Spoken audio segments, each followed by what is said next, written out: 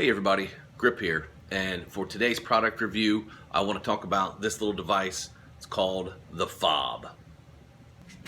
The FOB is an acronym that stands for Fletching Only Better, and it's been around for a while. It was actually invented over a decade ago by an aerospace engineer by the name of Paul Morris, and here in the last few years it's recently been acquired by Advanced Archery Solutions out of South Carolina. They've rebranded it and put it back out on the market. The idea behind it is a fin stabilized ring that fits right between the nock and the shaft of the arrow, and as you can see, it just slides right on the back end of the arrow. Before we get started with any of the test shooting, I wanted to talk a little bit about the FOB and some of its characteristics. So as we discussed, it is a ring with the three fins that are slightly offset to give your arrow the stabilizing spin. The FOB website talks about some of the advantages, and since the FOB is shorter than a lot of your vanes, they say it gives less wind drift, so for your left and rights.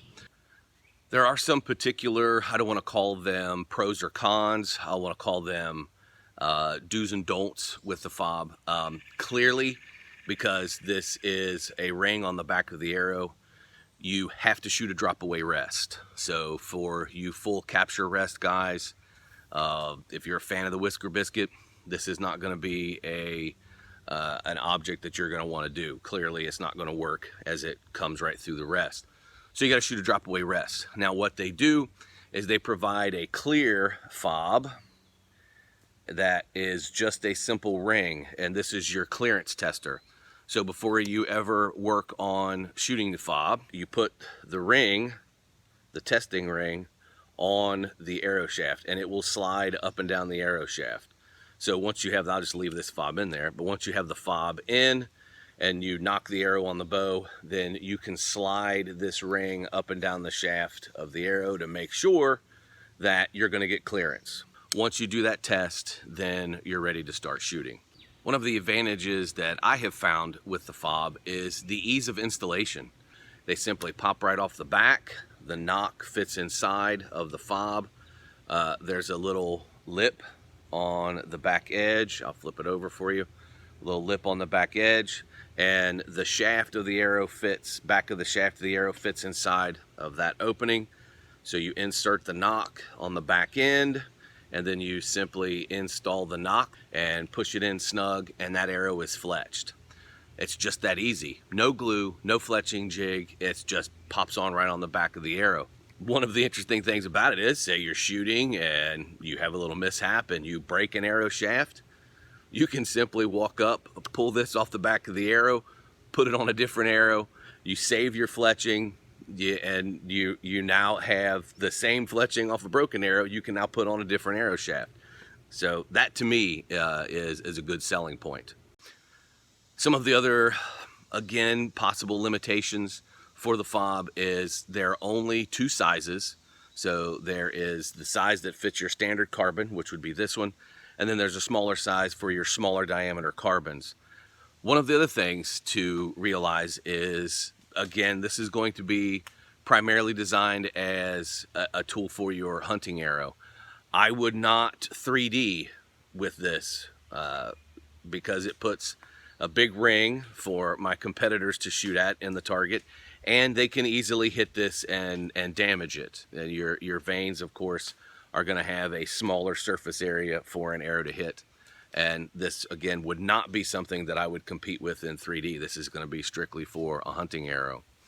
I will say, though, that the ring is kind of flexible. And it has great memory, so you can kind of squeeze it and mash it, and it will take some damage, but ultimately, for 3D, it's not something that I would use.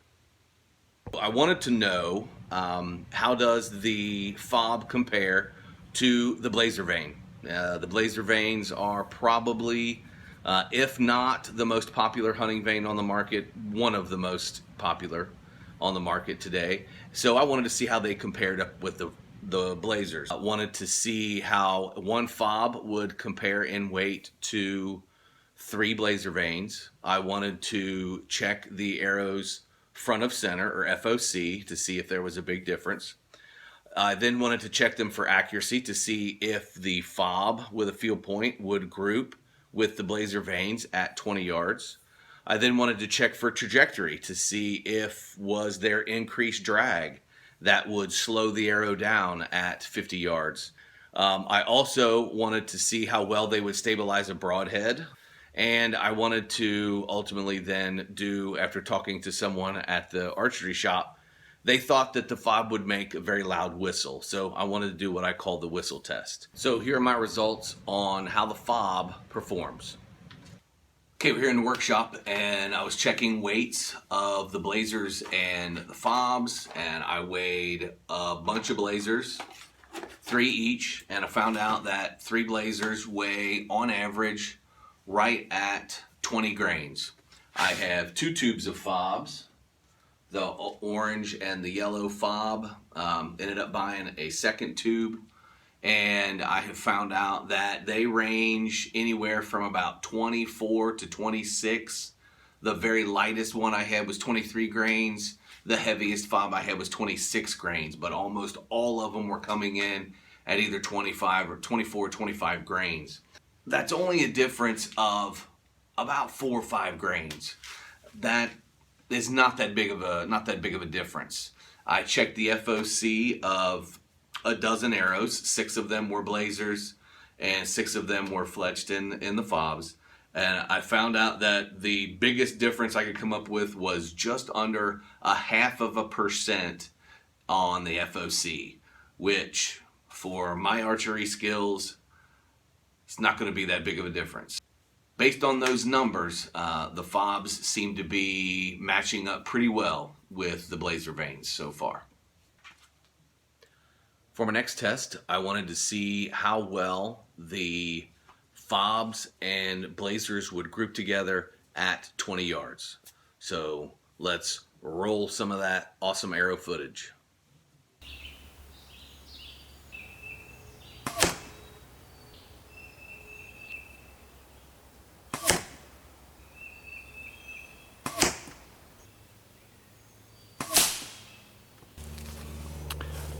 So here I'm trying to shoot the Blazer before the FOB so that I don't damage the FOB, but as you can see, sometimes plans don't work out as you think they're going to. Here I shot the Blazer first and then the FOB behind, and still kind of ringed the FOB inside the arrow that was already there. So they seem to be grouping about the same as my Blazers.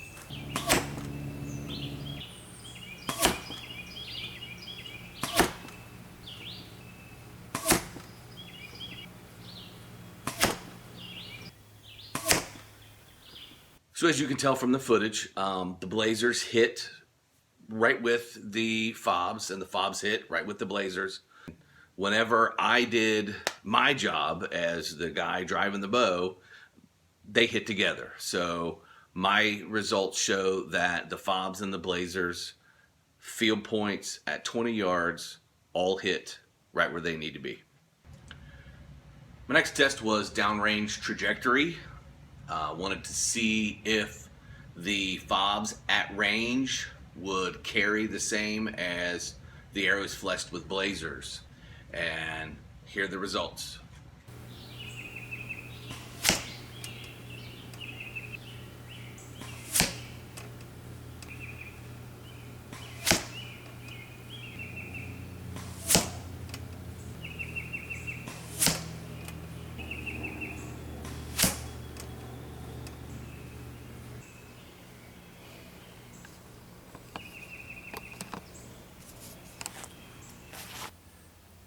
Okay, here's my first group at 50, and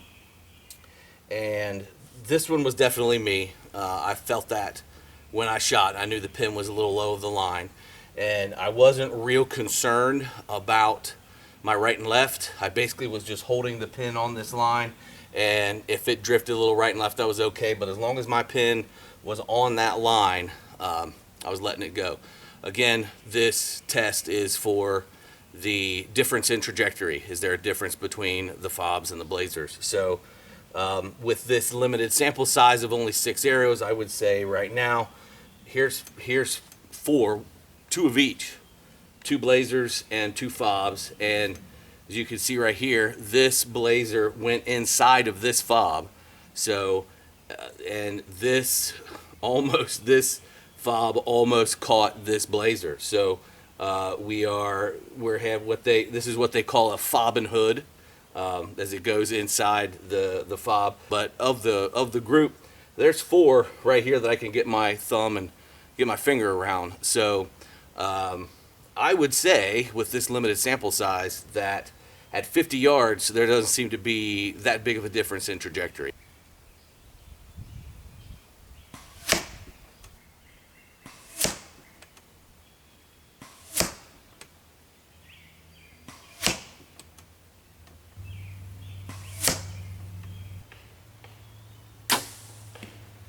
Two things I want to talk about that are kind of unique to the FOB.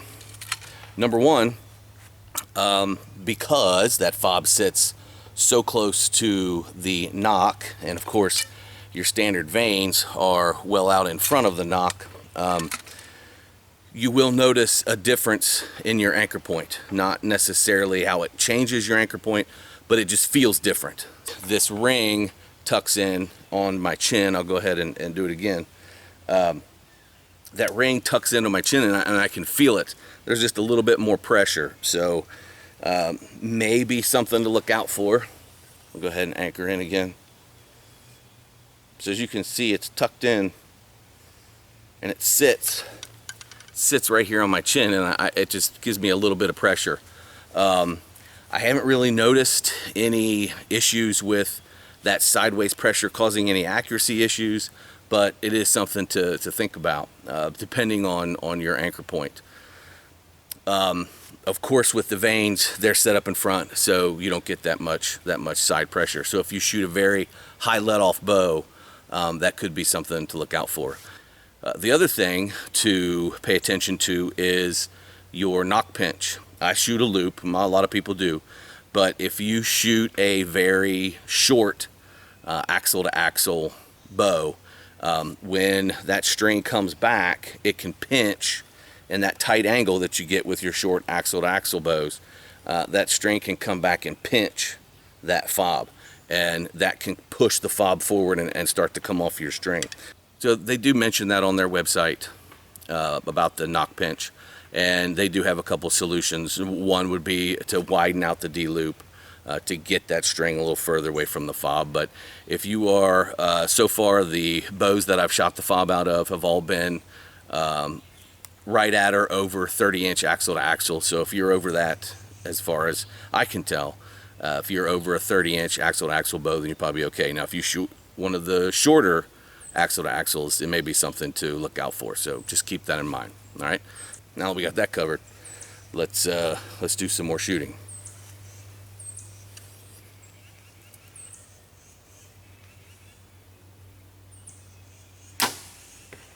Next test is maybe my favorite, called the whistle test. And after talking with a guy at the local pro shop, he wondered about the sound that the FOBs would make when airborne. And he thought that they would make a very loud whistling sound. So I thought I'd test that. So you'll see in the footage that what I did was I shot 2 Blazers, then 2 FOBs, and just for fairness, I had one arrow that was fletched in 4-inch feathers, real feathers, and I shot that one as the last one just to give another comparison.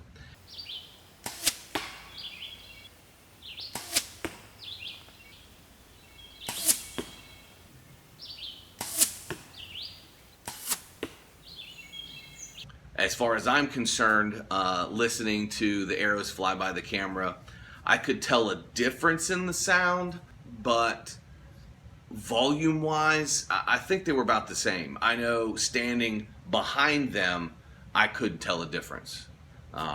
They all sounded, decibel-wise, they all sounded about the same. All right, I know what you're thinking, that Those tests are great, but none of it means diddly if the fob can't stabilize a broadhead. I wanted to test how well the fob did with a fixed bladed head. So without getting into a brand name war, this is a fairly popular fixed bladed head, 3 blades with about 1.125" cutting diameter, shot into 2 little pieces of paper so that you can actually see that the blades are cutting the paper. You can tell that it was a broadhead. So let's go to that footage.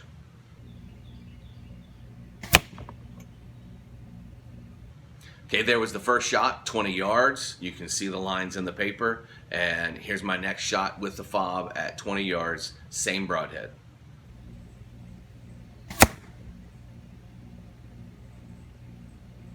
Based on those results in the broadhead test, if you have a properly tuned bow and you're shooting appropriately spined arrows, I would have no reservations shooting a fixed bladed broadhead with the FOB. Well, that pretty much wraps up all of my testing that I did with the FOB. Just a quick summary as far as the weight is concerned. One FOB weighs pretty close to what 3 Blazer Vanes would weigh. They group at 20 yards with Blazers. They seem to carry at longer ranges, out to 50 yards. They hit pretty much at the same elevation as the Blazer Vanes do. They have a distinct sound in flight. Maybe, I've listened to it a bunch of times, maybe they are just a tad louder, but definitely not anything that I would consider to be game spooking loud. But they do have their own unique sound. And on the broadhead test, they stabilize the fixed bladed broadheads pretty well. Now, I did have one other finding that I originally didn't want to test, but I think it stands to mention, is for my turkey hunting setup, I was shooting a rather large broadhead, a rather large cutting diameter broadhead. And as you know, a lot of times it can be tricky to get those broadheads to fly. So out of the arrow setups that I had 3 Blazer Vanes, and I was having difficulty getting them to hit where I wanted. So knowing what I know about fletching some arrows, and some of you may have done this as well, I decided to add some vanes, length of vanes, and I went to a 4 fletched arrow with 2 4-inch vanes and 2 3.5-inch vanes. And this setup, with the poundage that I was using and the broadhead that I was working with, this worked, and this straightened them out, and I got those broadheads to fly pretty close to field point accurate. And then it dawned on me, well, a FOB is extra vane stabilization. So what if, and I don't know if I'm the first person to ever think of this, I kind of hope I am, but what if you put a FOB on the back of an arrow already fletched with, say, 3 Blazer Vanes? So that's what I did. I figured, the FOBs are fins and they stabilize, and as long as I would line the fins up so that they are in between each of the Blazer Vanes, my question was, how would that work? Much to my surprise, they straightened out the broadhead flight to the same amount as the larger 4 fletched arrow did. And in essence, I went from 3 to 6 vanes in a matter of seconds. Knowing that, in my opinion, am I going to be a total and 100% FOB convert? Probably not.